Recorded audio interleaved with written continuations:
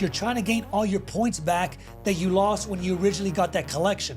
And the only way to gain all your points back is to get it completely removed from your credit report.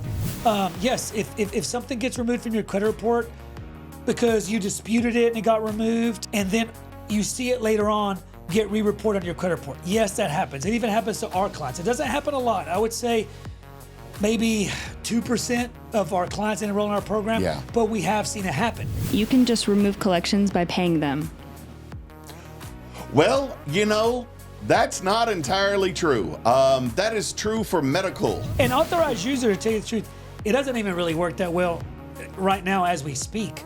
I saw it take a downfall after the 2007 mortgage crash.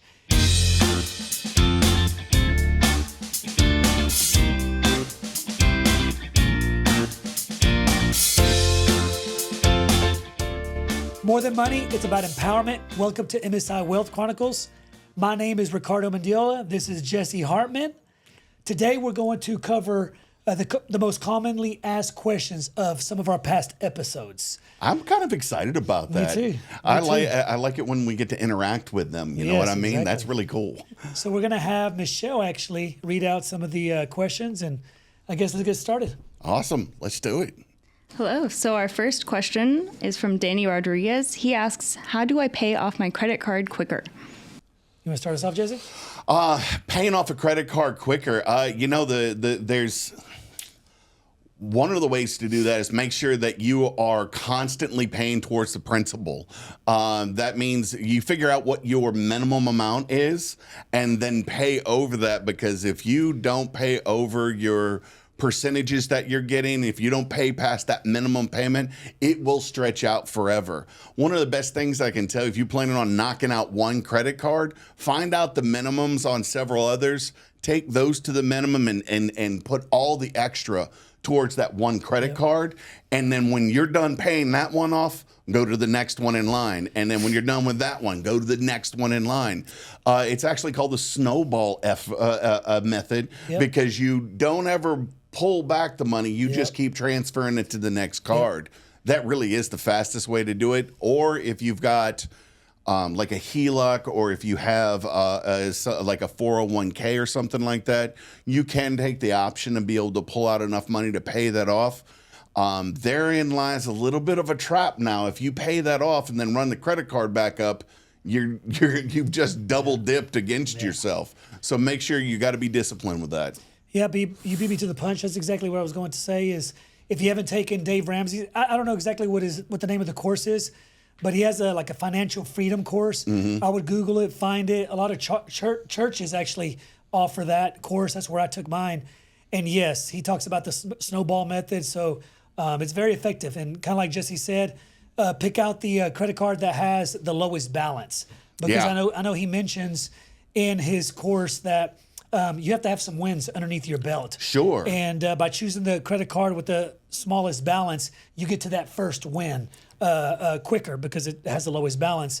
And then, by also paying off your lowest balance credit card, like you said earlier, once you pay off that credit card, now you use whatever you were paying on that first credit card plus the minimum payment that you were paying on that second credit card. Yep. Now you're paying a lot more on that second credit card, and it just snowballs. Yep. So, I agree with that, and exactly what you said. Also, if you were asking the question, from a different angle, versus just pay off your credit card by paying off one, focusing on one first. Yes, you're absolutely correct. Credit cards have the highest interest rate. Sure. They're going to have higher interest rates than installment loans. My whole thing when I paid off mine with a HELOC, I just did this, by the way. Yeah. And what was it? What was average was Your average on your credit cards 26 or 27%. Yep. And the highest was 34. Yep. Yeah. So Jesse's, he just did this. Jesse just paid off all his credit cards through a installment loan, which it's a HELOC. The HELOC has 8%, 7% interest rate? 8%. Which his credit cards that he paid off through the HELOC had an average of 26. So there you go. He used a different method. He used getting an installment loan to pay off his credit card debt that had around a 25% average interest rate. So those are the two methods that we would recommend. The Snowball method, Dave Ramsey, or getting some type of installment loan that has a lower interest rate than your credit card debt. If you do get the installment loan with a lower interest rate, my advice from my own personal experience, don't change what you're paying out, because that will just increase how fast you knock down that installment loan so that you can get out of debt quicker. Yep. If you've got to back up a little bit to make sure you're inside budget, that's understandable, but try to pay as much as possible. Yep. I hope that answers your question, and we'll go on to the next one. By the way, good advice on the little wins. I mean, if y'all heard him say the little wins are good, pay off the lowest one first. Yeah. Sorry, that's it. Oh, yeah. Next question comes from Jamie B. They ask, can you remove a delinquent mortgage? Okay, I'll start off. Yes, you could remove anything from your credit report. Consumer law says that if you look at your credit report and you believe something is inaccurate, you could dispute it. And if they don't have the information to validate that it is yours, it's considered inaccurate and it must be removed. So yes, you can remove a foreclosure. That was a question, right? A delinquent mortgage. Well, okay, so that could go two ways. Your question. If you're referencing a delinquent mortgage as a foreclosure, that's what I was talking about. Maybe I'll let you answer more about the delinquent mortgage. The other side of it would be if you're late on your mortgage. So I'll cover the foreclosure. If you have a foreclosure on your credit report, absolutely you could get that removed. You could get anything negative that appears on your credit report removed, not because I say, not because Jesse says, not because MSI Credit Solutions says, because consumer law says that. So yes, you can remove it, but I will make you aware of something. And I know this because I'm also a licensed realtor. My wife is a loan officer, and that's this. So let's say you have a couple collections and you have a foreclosure on your credit report. You hire MSI to remove, to attempt to remove, some of those collections and possibly that foreclosure. And let's say we are successful and we are able to remove that foreclosure. And let's say your whole goal was to remove that foreclosure and some of those collections to increase your credit score to be able to buy another house. Well, guess what? You still might not be able to buy that house, even though that foreclosure is not on your credit report, because a mortgage company runs something separately from from actually running a credit report. One of the things that they pull, I think, is like a Cavers report, Cavers or something like that. Don't quote me on the name. And then a fraud report. Okay, those two things, those two reports, will actually pull all types of data. One of the data that it pulls is if you've had a foreclosure. So we've had clients before that we get their foreclosure removed. They go to buy a house. The foreclosure is not on their credit report. Their scores are higher. They think they're going to qualify for the mortgage. And then they find through those other two reports, the loan officer finds that you had that foreclosure and they get denied. Yeah. Okay. So even though we get it removed from your credit report, if you're trying to get it removed from your credit report, the foreclosure that is, to be able to qualify for a home, it could still affect you where you don't end up buying the home because they might find the foreclosure in the other two reports. So if your question was, hey, I'm behind on my mortgage, can you help me get those late payments, I guess you might be asking, deleted from my credit report? I'll let Jesse answer that. If you've got late payments on your mortgage, can you get them removed? Again, yes. Anything that's inaccurate, you can have removed from your credit report. One of the things I encourage, if you're doing, especially with late pays, typically, like my experience with late pays for mortgages is the payment didn't go through because of some kind of glitch in the system. There's a problem with the bank. There are things that happen, and these happen all the time. They're a known issue that's out there. When this happens, when you go to dispute that kind of thing, or you have somebody dispute it for you, you really want to make sure that you know what happened and are able to articulate that in the message. If for some reason or another that doesn't work through going and trying to dispute it, you do have the option to be able to try to do like what's called a Goodwill letter, which you basically are pleading your case with the mortgage company going, hey, this was what happened. This is not my fault. I've never been late before. Will you remove this? So you really have two options. I recommend disputing it first and then going after the Goodwill letter at that point. But those are two really good ways to do it. Or both at the same time. That's true. That's what I tell some of my clients whenever they call us. I tell them, hey, give it double power, right? Enroll in our services so we could attempt to remove your late payments on your mortgage or whatever it might be.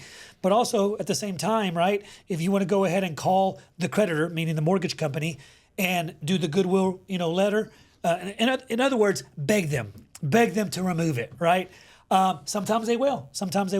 But I will say this. We do get the question. I don't know if this is the case with Jamie or whoever it was, right? That question I've heard a lot from clients that are behind on their mortgage right now. So they're delinquent on their mortgage. Right. And they have a lot of equity in their house, right? They have a lot of equity. And what are they trying to do? They're trying to do a cash out refinance, or they're trying to possibly take our advice and do a home equity line of credit. And guess what? They can't because they have late payments, and those late payments brought down their scores. So they're thinking if we remove the late payments, it will bring up my scores again. And that is true. But what you need to do if you are currently late on your mortgage right now, what you need to do is get that mortgage caught up ASAP. If you're already caught up with that mortgage, but those late payments, right, they're still on your credit report, and of course they're still affecting you. Yes, kind of like Jesse said, I would do a Goodwill letter to try to get them removed. In other words, beg them to try to get them removed, and also dispute those late payments to see if they could possibly get removed from your credit report. There's one other piece of advice I give on that. I know most people that when they get a late on their mortgage, it's either something that was an accident or something they knew was coming. Yep. If you've got equity in your house and you know that is coming, I would go ahead and be proactive. Inaction is the worst thing you can do with your credit. When you know something's coming and you don't do something about it because you're hoping, maybe I'll do this, maybe I'll do that. No, go ahead and act. Get that HELOC, do that type of thing, catch that up, and then keep it up, and that usually will help out. I know that sounds a little rough for the people who are already got the late. But for the next go-round, you've got the information. Good advice. Next question. This question is from Jonathan F., and he asks, been trying to remove an old Sprint bill from 10 years ago, and it's a pain. They don't even exist anymore. Can you help? There's two questions I have to have. We're a little short on information. I hear a lot of times, and you've probably heard this too, Ricardo. Somebody goes, "Well, it's a 10-year-old debt." Yeah. Well, what they didn't tell you is they got the Sprint bill, the Sprint phone line 10 years ago, but they quit using it last year. Yeah. Right. Or even 5 years ago, and it's not a 10-year-old debt, it's a 5-year-old debt. So the first thing I would say is pull your credit report, look at the bottom, see who the creditor is. That's number one I would see. If you've got questions on whether or not who owns that collection, on the bottom of most consumer credit reports, especially if you go to Smart Credit and check them out, at the bottom of their thing, it shows all the different creditors you have. Look for the one that matches the client and give that number a call and ask them what the last date of activity was, because that's the date that the 7-year thing is built from, is from that last date of activity. So if it is actually over 10 years old, that's easy. Just to get somebody to dispute that or dispute it yourself, because after 7 years, it's supposed to not affect your credit anymore. It's supposed to actually come off. Yep. And for me, the way that I would answer that, if I had you live on the phone right now, I would ask you a couple questions. First question I would ask you is, how are you disputing it? So I'm assuming you're trying to dispute this yourself, and nothing against that. But it reminds me of something that just happened here recently to me personally. My dog chewed up some of our sprinkler heads, and my wife, volunteered to replace them on her own. I didn't want anything to do with it. I'd rather pay somebody, but she wanted to, do it. And man, it took her 2 days. Now, not two, full 24-hour days, right? But I mean, goodness, I don't know, 2-3 hours one day, 2-3 hours the next day. So back to what I was saying, you try to dispute these. When a consumer tries to dispute stuff on their own, you know what they typically do? They do online disputes. MSI Credit Solutions, we don't even do online disputes. Online disputes don't work. Legally, a certain percentage of them can be ignored. Really? Yes. Yeah. So online disputes, we don't even do online disputes, right? So how are you disputing them? Are you doing them yourself? So maybe you need to hire a professional to try to do it for you. MSI Credit Solutions, right? We charge based on how many negative items you have. So if that's all you have on your credit report that needs to be possibly attempted to be removed, it's not going to cost you a lot because you only have one item. So get a free consultation from MSI Credit Solutions so you could hear how much it's going to cost you to have the professionals do it for you. And when I say professionals, think about it. We've been doing this for 18 years in December. We sign up an average of 500 clients. Nothing against your method of doing it, but think about it. If you'd been doing this for 18 years at 500 clients every month, how much better and quicker could you do it? So that would be the first question that I would ask you is you tried disputing this? How did you try disputing them? Okay. Right. Another question that I would ask you is how much is the debt for? If the debt is for a small amount, let's say it's for $200, is it worth your time to try to dispute this on your own? Is $200 even worth disputing it? Right? If you or let me ask you this question. Let's say it's only $200 a cell phone collection. Let's say you hire us. You could hire us, and for one negative item, I don't know, the cost might be $199. Right. And then our monthly processing fee, which is in between $98 and like $138. Yep. And that's for a chance of it getting removed. Right. Okay. So in other words, if you hire us, it's for a chance of getting removed. It's not guaranteed to be removed. It's for a high chance of it getting removed. All right. So is it really worth spending $200? Okay. Is it really worth you trying to do it on your own or you hiring us for a chance of getting it removed? Instead, you might want to try this method if it's a small amount. Call the a creditor, like Jesse said earlier. If on your credit report it just shows the name of the collection agency, call the collection agency up.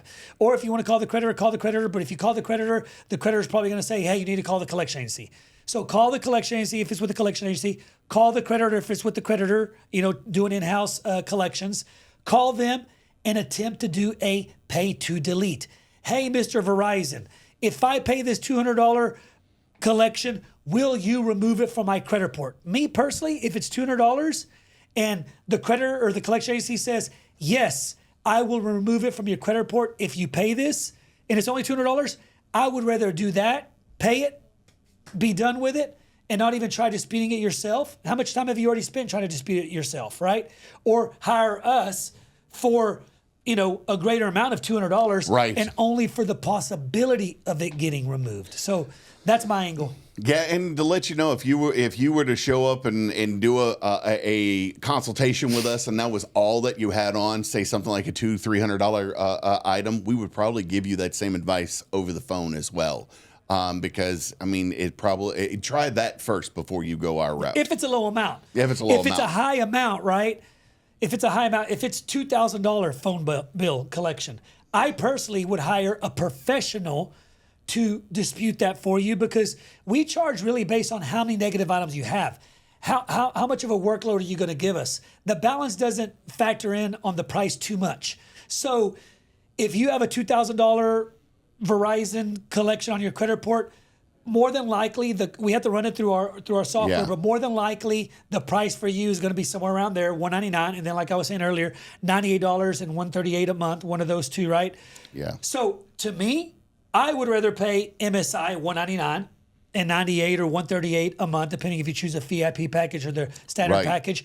I would rather hire MSI, right, and pay that amount for the chance of it getting removed. Because think about it. If we get it removed in the first round, you spent $199 to get a $2,000 collection removed. If you get it removed in the second round, you paid $300 to get a $2,000 Verizon bill or whatever it might be collection removed. If we get it removed in the third round, you spent $400 to get a $2,000 phone bill collection removed. So it all depends on how much the debt is for, on which angle I would take. So what I would do if I was you, go to our website or go to any of our social media platforms, go to the link, fill out the free consultation form, and get a free consultation from us, is what I would say. Yep, I agree. Next question. You kind of answered this, but Pharaoh L kind of asked, what is a pay for delete letter? Okay, so I'll start us off on this one. Sure. So pay delete is kind of, we touched up, like Michelle said, a little bit on it. It's whenever you call the creditor up or you call the collection agency up and you're basically telling them, if I pay this, will you remove it from my credit report completely? Because if you don't do that, we all know, well, most of us know that they won't remove it from your credit report completely. Right. All they will do is update the balance to zero. Where it said outstanding collection, they'll update that now to paid collection, but a paid collection still affects your scores. So to try to get it removed completely from your credit report to gain all the points that you lost when you originally got that collection, that's what the pay to delete is. You're trying to gain all your points back that you lost when you originally got that collection. And the only way to gain all your points back is to get it completely removed from your credit report. So the way that you get it completely removed from your credit report is before you pay it off, you and the creditor, you and the collection agency agree that they're going to remove it completely from your credit report.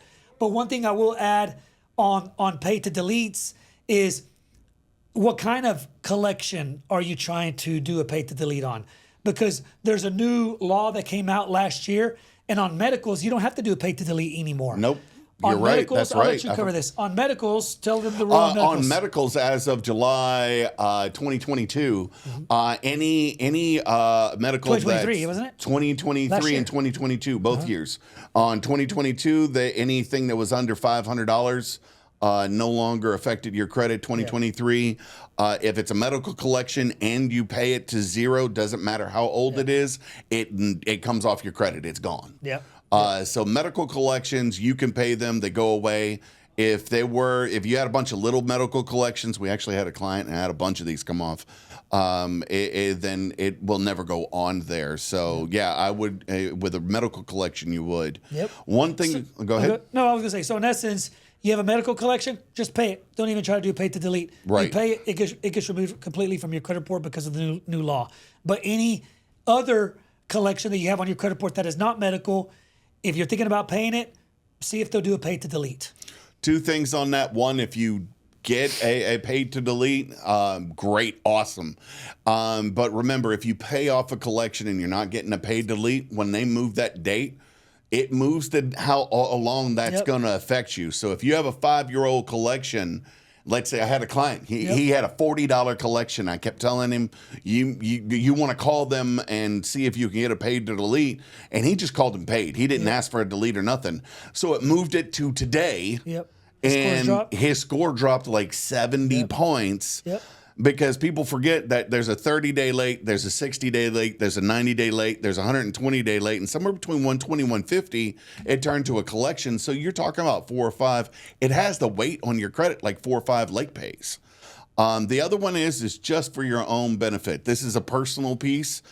When I've talked to a collection agency in the past asking about a paper delete, if you're in a one-party state, record that phone call. So that you have something to be able to go, look, if it doesn't come off, you can use that as leverage to make sure they follow up with what they said. Yep, good stuff. I like it.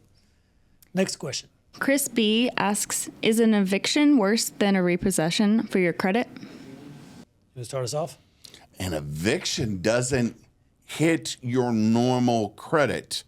Evictions, the eviction process, unless you owe money, is not going to hit your credit. What it will do is you have secondary bureaus that are going to collect and aggregate that information. And when you go to apply for a place, they pull your credit report and they pull what's called a credit criminal eviction background check. And that may affect your ability to rent. But just a standard eviction will not affect your credit report itself. I only know that because my wife works at one of those companies and is the data admin for one. So that's pretty solid information. Yep. And I'm glad you answered it with that angle because you're absolutely correct.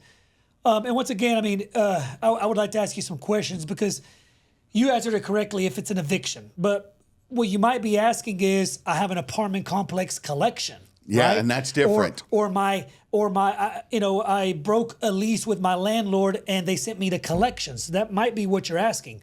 So let's say you are asking that, and you have a eviction collection on your credit report from an apartment complex or from your old landlord. So now you have a collection on your credit report for whatever amount. And it affects you. You could say the same as a foreclosure. Whenever a bureau is calculating your credit scores, they look at a lot of factors. Right. One of the if these factors are identical, it'll affect you the same. So, for example, if you have a $2,000 apartment complex collection and you have a foreclosure for $2,000, you're being affected the same amount of points in the area of debt because they're both for $2,000. Right.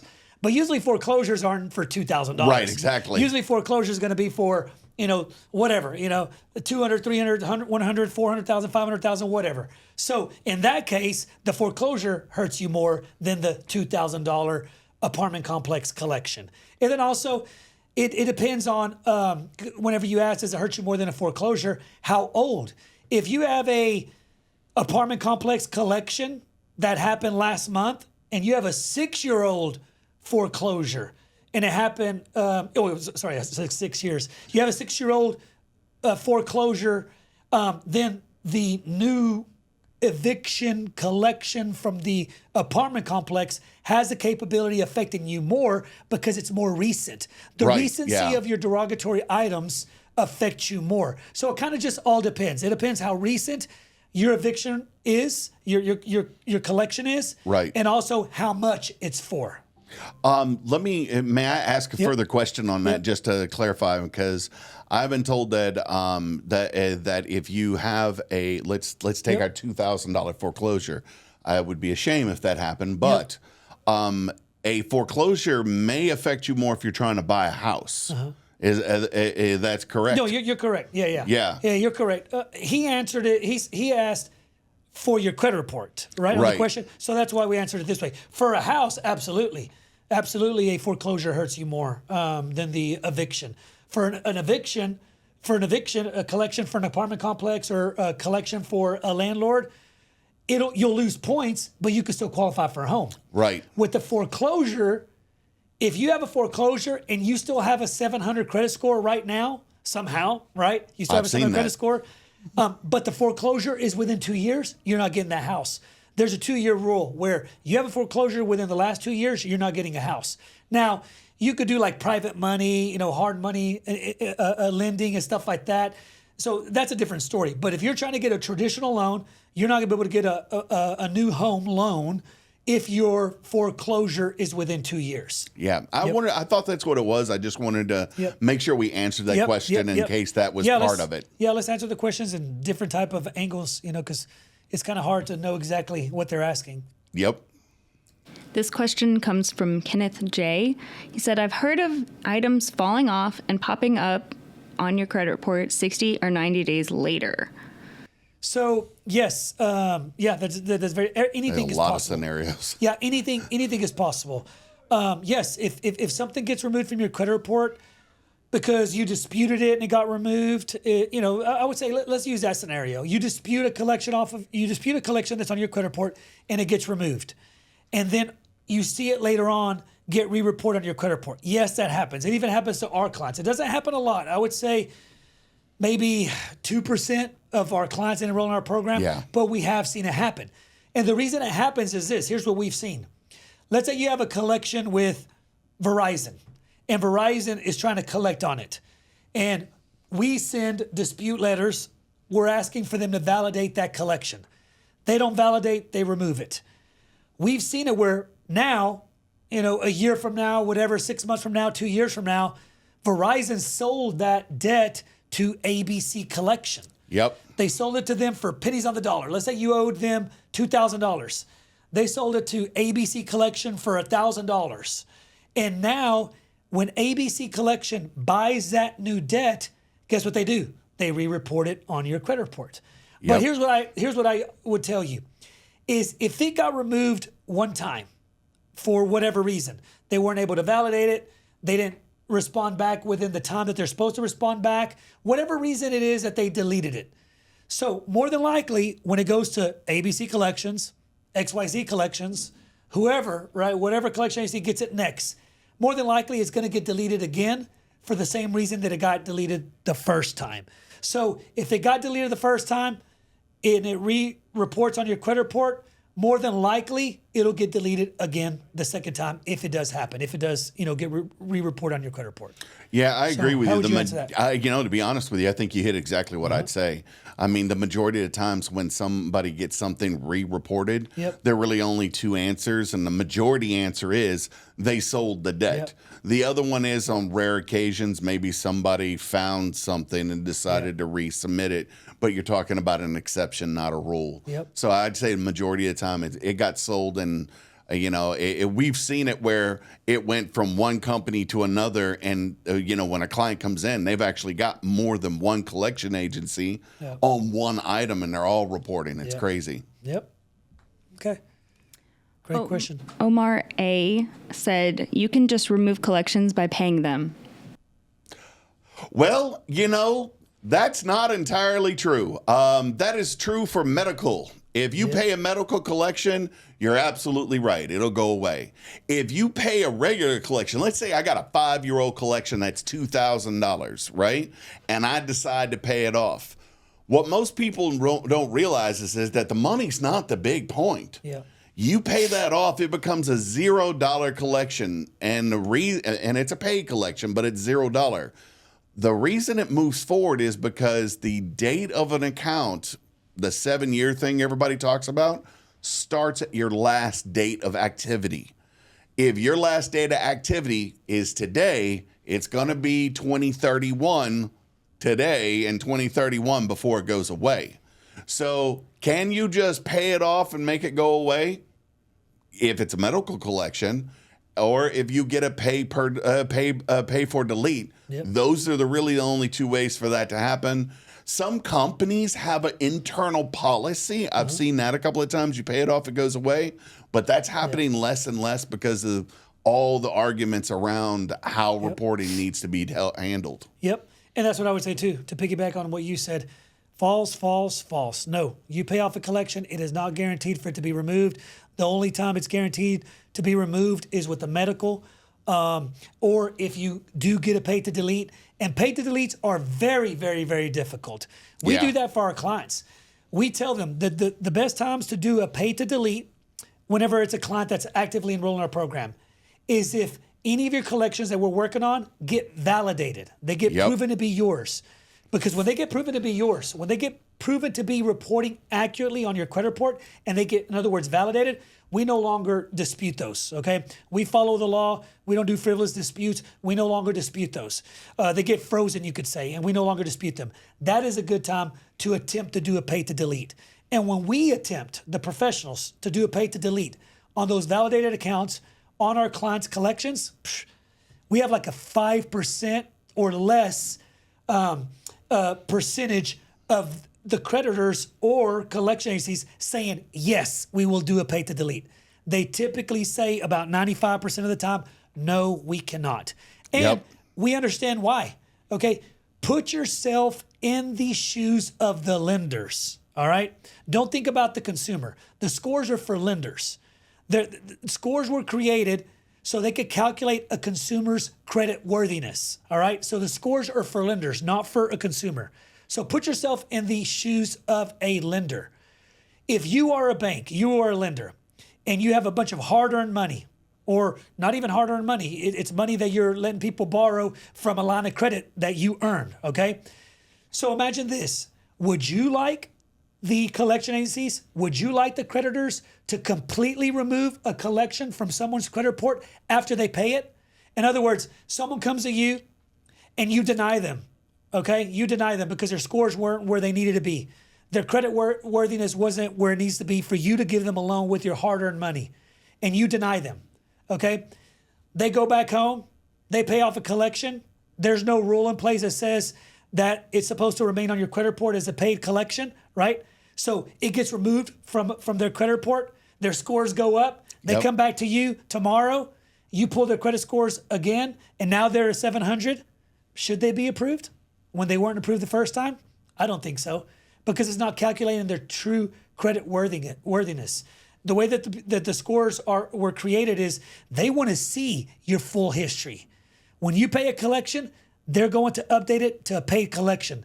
But the lenders still want to know if you ever got a collection. So false, paying off a collection is not guaranteed to get it removed from your credit report. Sorry.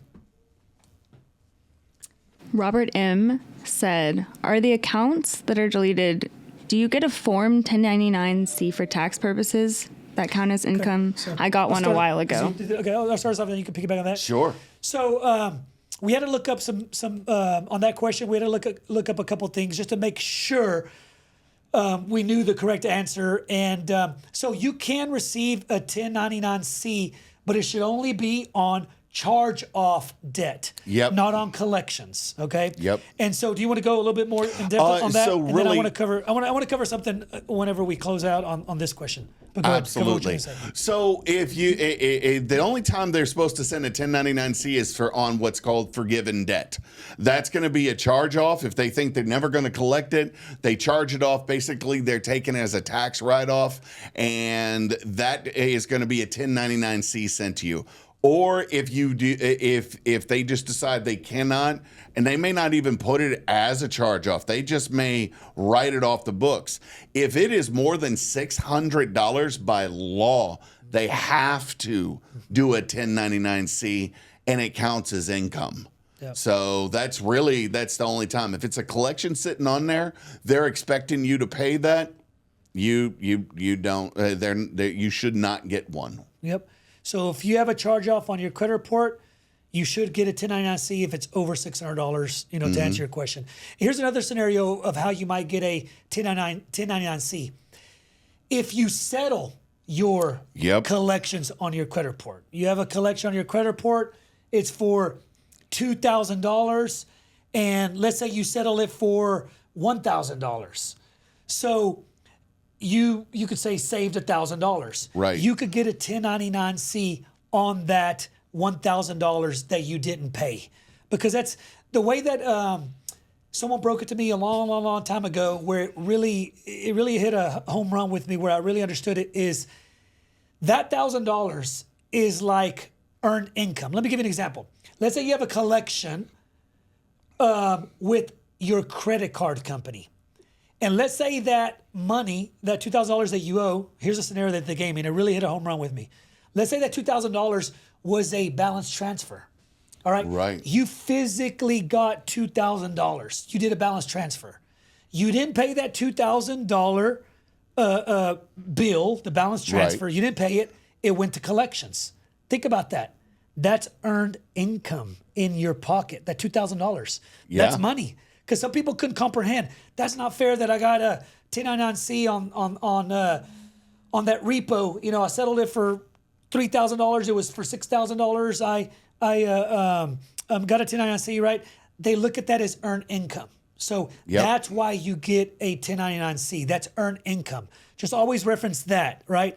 That scenario of a debt like a credit card where you got physical money. Whenever you put it in that perspective, now you can really comprehend. Oh, it is. It's money. Yeah, it's actually money that's being given to you. I mean, anytime they write off anything, you bill, are right. Repo, right? Yeah, it's earned income. You got a service, you got an object, or you got cash, and then that money is no longer, you don't have to pay it anymore. Exactly. So that's just like if I would have made it at my job. Yep. So if you settle your collections, you could get a 1099-C.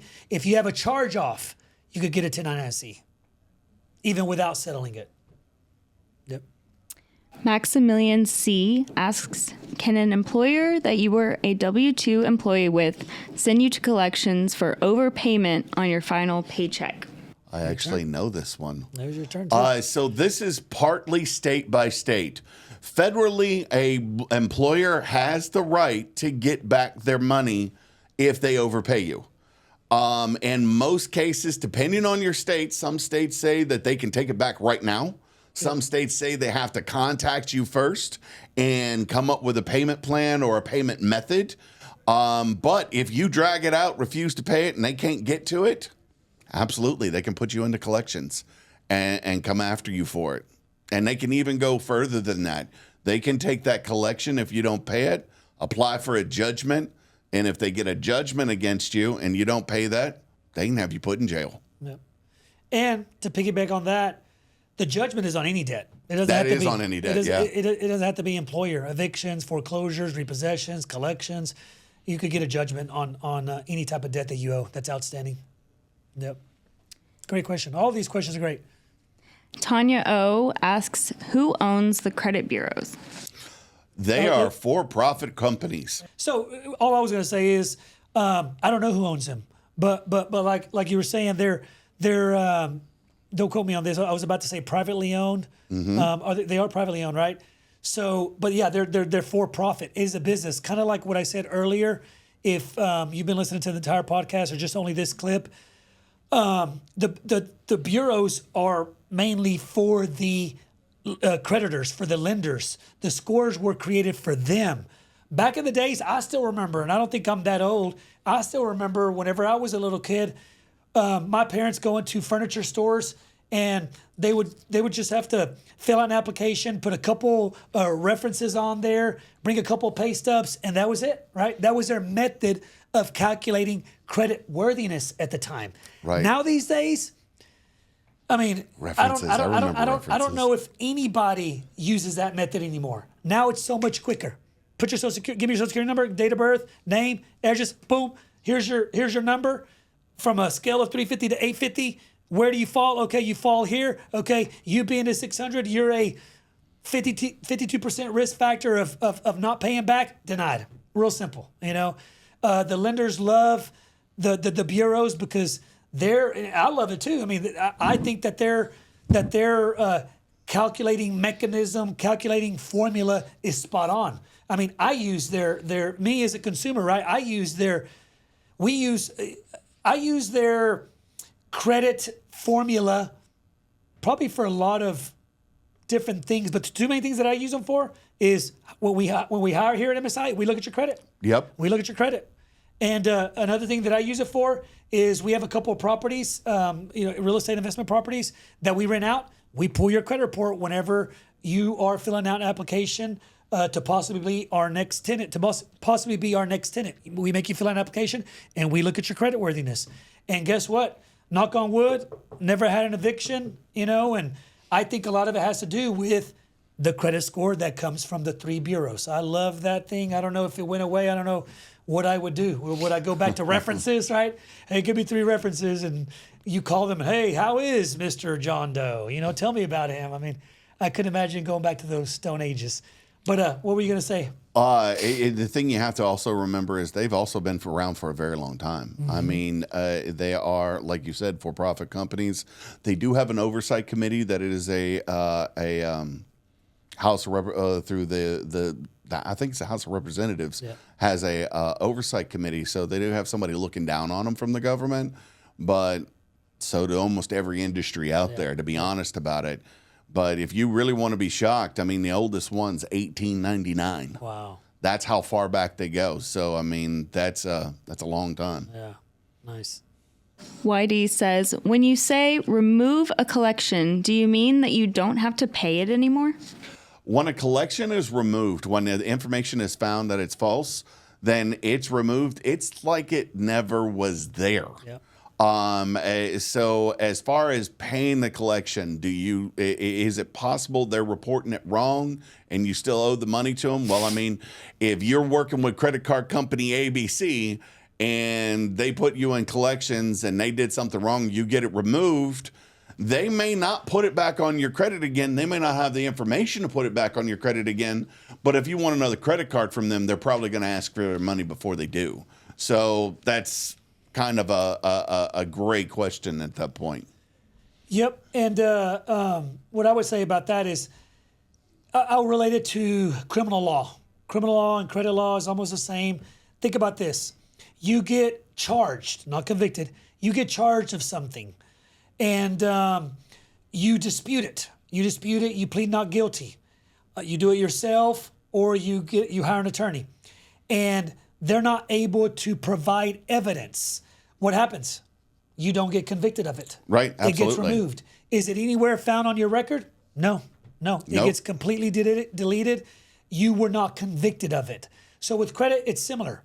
When it goes on your credit report, I guess you could say if I wanted to relate it to criminal law, you could say, I guess, you've been convicted, right? But it's kind of reverse with credit, right? It goes in your credit report. You could say that you've kind of been convicted, but you have the right to challenge it. That's consumer law. You have the right to challenge it. And if they don't have everything that the consumer law says that they're supposed to have, respond back within a certain amount of time, if they don't have validation, blah, blah, blah, there's so many things that they need to have for it to be accurately reporting on your credit report. If they don't have that information, just like Jesse said, it gets deleted. It's like it never happened. It doesn't exist, just exactly like criminal law. Yep, so great question. Peter S. asked, so is removing 2 sources of credit the same as removing 2 collections? Wouldn't that hurt your credit score? So I'll answer it the way I understand it, then you answer it however you understood it. I'm taking it as I have 2 collections. Will getting those collections removed help me more than if I just remove one? And the way I'll answer is yes, it will. So every negative item that you have on your credit report, you could say it's affecting you in multiple aspects. It's affecting you because a collection is considered negative payment history. Right. Payment history is 35% of your score. Absolutely. So if you have 2 collections, you're being hit in the area of 35% payment history twice. Right. Because you have 2 negative payment history marks. All right. And then collections also affect you in the area of debt. Yep. Let's say both of those collections have debt on your credit report. They both have debt. So they're affecting you also in the area of debt. And then also the bureaus look at they look at the recency, right? How old the collections are. So yes, if you have 2 collections, you get one removed, your scores are going to go up. You get the second one removed, your scores are going to go up again. So if that's the question kind of you were asking, yes, remove a collection, your scores will go up. Remove the second one, your scores are going to go up again. Right. And so how would you answer that? However you took the question. I kind of took it, and there's 2 other ways that I see this. I'm going to start with the first one, which is if you have no positive history and you only have negative history, then if they're removed, you're not going to hurt your score. It's just going to go away. If I have 2 collections and nothing else on my credit, then I'm going to have an uncalculable score. Not a 0, not a 350, not an anything. So my advice is if you don't have anything positive running on your credit, get something positive and remove the negative items. That's the first way I see it. Okay. The other one is whether or not removing a collection removes something good for your credit. Remember, a collection affects your payment history negatively. Your amount owed, you have a negative amount of money, but you don't have any balance. You don't have a limit. You have a balance and no limit. With a normal credit card, let's say you have $1,000. If you put $500 on it, you're 50% utilized, right? Well, if you've got a $1,000 collection, you're already maxed out on that particular item. So it doesn't positively help you in the amount owed, the payment history, the length of history it doesn't help you out in. So I would really say no. If you remove 2 collections, you can really do nothing but in the long run positively affect yourself. But my advice goes back to that positive history. If you don't have a positive history, it's not going to help either way. You want to remove that collection and start building that new history. Okay. Good stuff. Yep. Anthony A. says, I have a repo that the lender is still reporting as missing payments after 4 years. Is that legal? Your turn. As far as missing payments, I'm going to you may answer this differently. I'm gonna say this sounds like a late payment type of thing, but if it's a late payment kind of thing, up to 7 years from the day you were late, absolutely. If it's a collection kind of thing and you have a repo, yeah, to be honest with you, when they repossess that, they're gonna sell it off at auction, and then whatever money they make at auction, they're gonna put towards what you owe. And then you're going to owe the rest, or you're going to get a 1099-C. Did you hear something? That's kind of ambiguous. Yeah, I need to know more. Can you repeat the question, please? I have a repo that the lender is still reporting as missing payments after 4 years. Is that legal? So the way that I would take that is maybe they see a repo on their credit report. Okay, let's just pretend here, Santander, creditor name, where it talks about type of account, installment. Somewhere on there it says repossession, but then where it says 30, 60, 90, where it shows your payment history, what I'm getting the question as is maybe they see under their payment history the late payments, Right. the late payments that led to a repo. Because once you have a repo, they should not be reporting you late anymore. You've already hit rock bottom. Rock bottom is the repo. So let me just give you an example. You get a car, you pay late, right? This is leading to a repo. You you don't pay it all, you get a 30-day late. You don't pay it all the second month, you get a 60-day late on your credit report. It'll show on your credit report. You don't pay at all again the third month, you'll get a 90-day late payment on your credit report. Fourth month, you don't pay again, 120, right? So somewhere right around 90, 120, sometimes I've seen creditors go longer, but regardless of when they actually send you the repo, right? Let's just pretend 120. After 120, they give up, right? You haven't paid them. They put you down as a repossession. And now, well, like Jesse was saying earlier, before they put you down as a repossession, what they'll do is they'll sell the car. Yep. Okay, let's say you owe $20,000. They'll sell the car. They don't have time to get go get it professionally detailed and put it on the market and try to get the best and highest dollar for it. They're gonna sell it quick, At the as auction. is at the auction. So you owe $20,000. Let's say the car was worth $15,000. They'll probably only sell it for 10. Let's say at the auction. Okay, so you owe 20. They sold it for 10.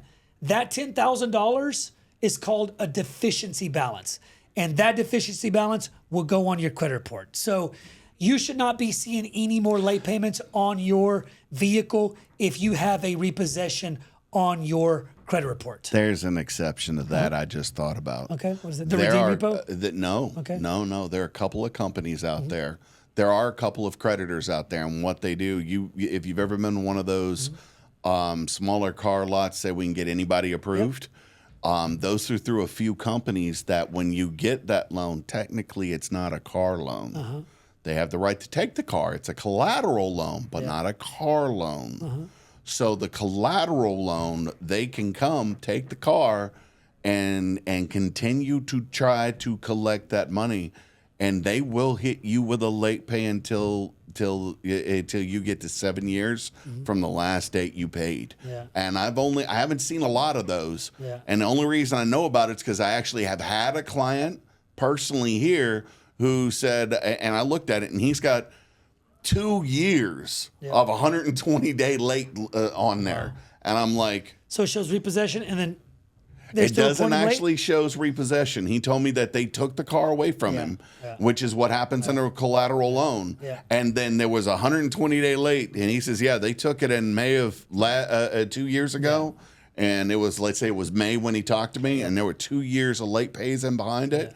But that's because it's not exactly a auto loan. It works a little But different. does it show collection and charge off and he's still getting late payments? No, it does not Okay. show a collection 'cause I or think- charge off. Yeah, because I think his question is he has a repossession and there's late payments. Right. That shouldn't be allowed. Yeah, no, you're gonna get it's late closed. payments. Whenever you get a collection, you get a repossession, you get a charge off, it's closed. The late payments is part of the process that leads to the repossession. You Right. should not have recent late payments still occurring while you have this repossession on your credit report. Yeah, and when he says having a repossession or a collection, it's saying repossession or collection on the credit report.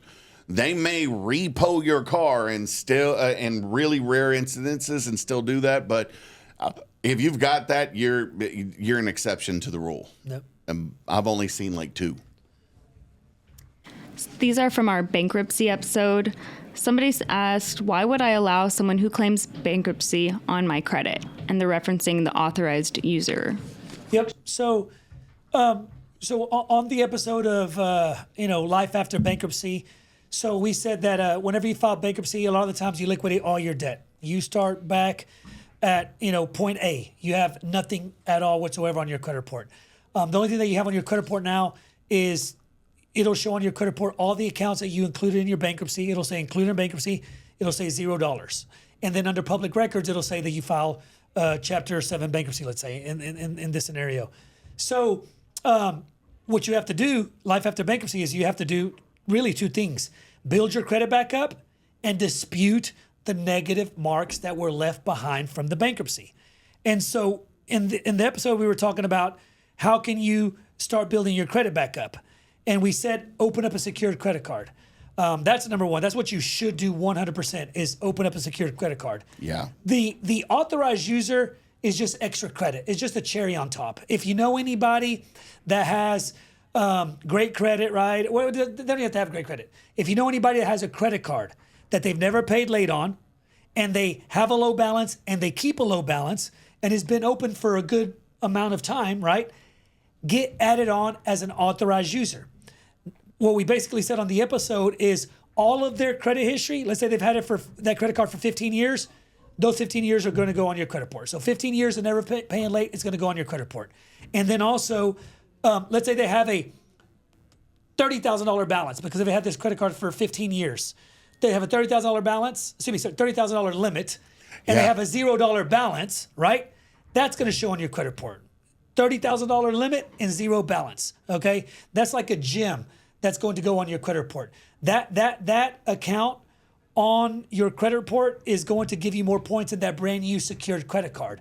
So, but on the other side, right? If someone's asking, why would I put someone on the bankruptcy?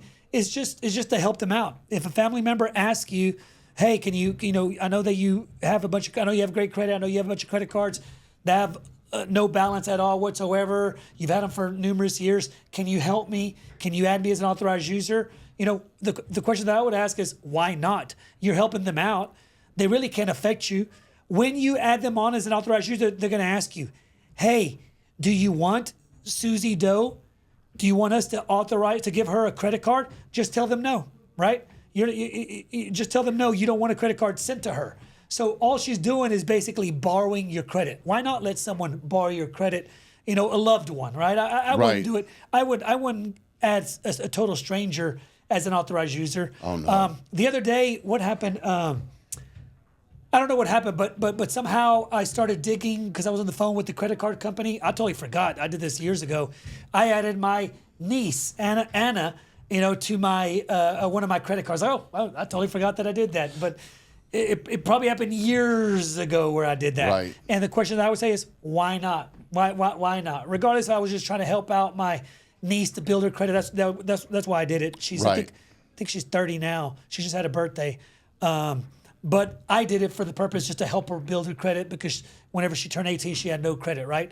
But if it would have been the scenario of she filed bankruptcy, she needs help building her credit back up, and I could help turbo speed that, why not do it? It's not going to affect me. Why not? That's what I would say. I'd go with the same thing. I mean, the reason why you would do it is that's the reason when I tell people all the time, if you've got a close, and I hear that word, close friend, really close friend or a family member, I have maybe 2 or 3 people total that I would do that for personally. Mm-hmm. But if they came up and asked me, I'd sit down and have a conversation with them, and find out what's going on, and then I would help them out. Absolutely. So, I mean, really that comes down to person by person. Yep. To be honest with you, it can only help them get to where they need to be. And kind of like what I was saying, I wouldn't do it for a stranger. There's actually people that will sell. I've heard people that have, let's say, great credit. They have credit cards they've had for a long period of time. They have a high limit, low balance. They sell adding you on as an authorized user. I would never do that. I would never do that. But family member, I would do that. That's not going to work for long, though. Yep. They're gonna. There is a plan in action by the bureaus to be able to start logging when they see a credit report on a credit account on too many credit reports. Yep. They're going to blacklist that number, and it won't help anybody with that number. And authorized user, to tell you the truth, it doesn't even really work that well right now as we speak. I saw it take a downfall after the 2007 mortgage crash. And I read somewhere an article, I forgot what the source was, but they painted a really good picture for me. And I was like, oh, that totally makes sense. And here's what they said. They said some of the people that got foreclosed on, there were several reasons why they got foreclosed on, right? There was the adjustable rate mortgages, right? But some of the reasons why some of the people that got foreclosed on during the crash, 2007, 2008, 2009, whatever, was because of authorized users. They would go attempt to get a house in 2006, 5, 4, right? Let's say they would get denied because back then they were giving loans to people even like in the low 500s. So let's say someone had a 450, right, and they got denied. You know what they would do back in the days? They would go get added on as an authorized user from a family member, from a friend, or maybe they purchased it, right? They went to someone where they got charged to be added on as an authorized user. So back then, if you got added on as an authorized user, look at your credit report 30 days from that day, and guaranteed that credit card that you got added on as an authorized user would be on your credit report. Citibank, right? It shows now that you've had this credit card for 15 years, never paid late.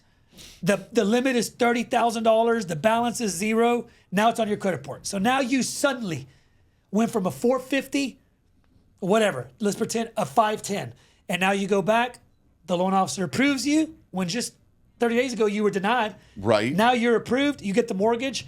But a lot of those people that did that, they got foreclosed on. So now watch, quote me. Go get added on as authorized user, okay?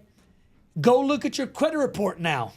30 days from the day that you got added on to your wife's credit card as authorized user, your friend's credit card as an authorized user, your family member as an authorized user. Watch. The chances of that credit card, your wife's credit card, now being on your credit report on all three bureaus is very slim. More than likely, you're going to see your wife's credit card on your credit report on one bureau. Which one? I don't know. It might be TransUnion. It might be Experian. It might be Equifax.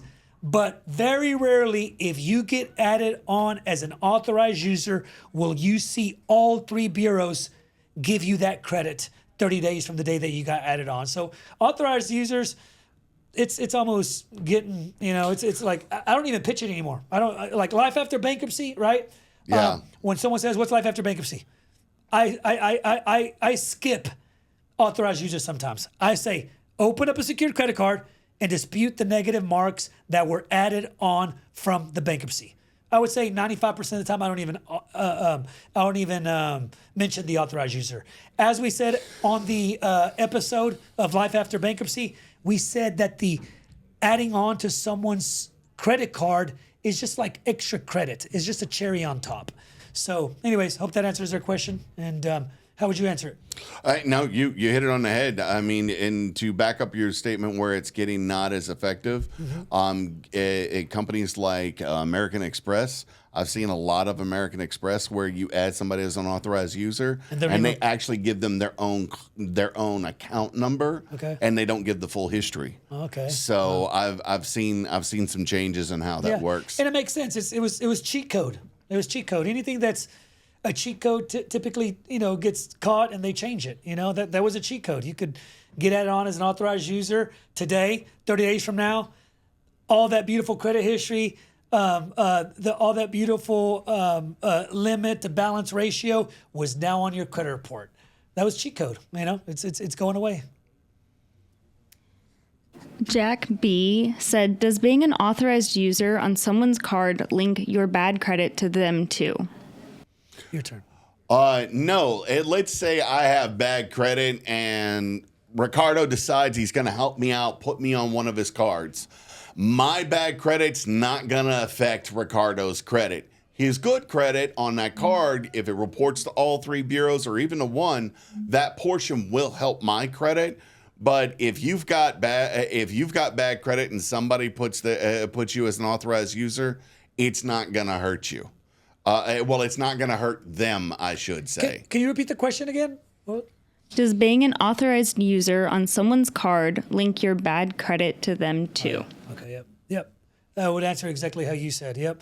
Your bad credit has nothing to do with the whole authorized user. All you're doing, kind of like we just explained, is when you add on someone to your credit card, you have bad credit.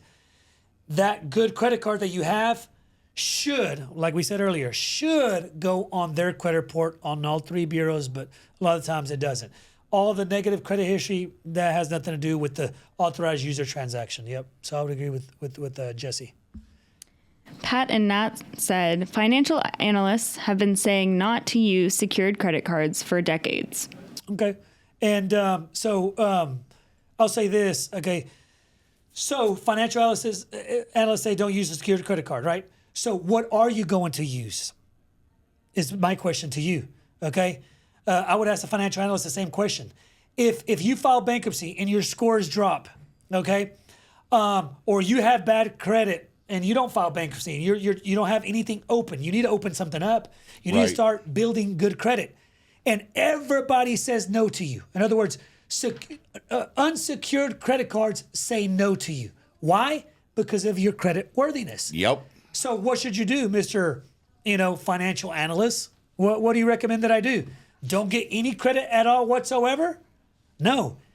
When everybody tells you no, a secured credit card will tell you yes. And a secured credit card will tell you, it's temporary. A secured credit card will tell you yes because there's no risk for them. The way a secured credit card works is whatever money you give them as a deposit is going to be your credit card limit. So example, if you want a credit card with the $500 limit, give that secured credit card company a $500 deposit. Okay. Yep. If you want a credit card to appear on your credit report with a $1,000 limit, give that secured credit card company a $1,000 deposit. And one more scenario. You want a $2,000 secured credit card to appear on your credit report, give that secured credit card company $2,000. And guess what's going to happen? Let's say you give them $2,000. So that means you could use that credit card up to $2,000. Let's say you don't pay them. Let's say you max it out to $2,000 and you don't even pay them. Guess what? They're going to keep your deposit to pay that $2,000 unpaid balance that you did not pay them. Yep. So there's no risk to the credit card company. That's why you typically always get approved for a secured credit card. So I would say, to a financial analyst, you are incorrect. You are absolutely correct in this scenario. Right. Someone that cannot get approved for anything to start their credit, okay? You're telling them not to get a secured credit card? Absolutely incorrect. Now, if the financial analysts are saying, like someone that can get approved for an unsecured credit card, would I tell them to go apply for a secured credit card? Oh God, no. No, Not at all. Go get the unsecured credit card. Absolutely. But if someone that can't get approved for a credit card that is unsecured, you cannot get approved and you have no credit, because building credit is important, what should you do? Open up a secured credit card. Now, what your financial analyst might have been meaning is that there are a lot of secured credit cards out there that are questionable. Let's say questionable. Yeah. Make sure that you read what's going on with those secured cards. Do they have a massive annual fee?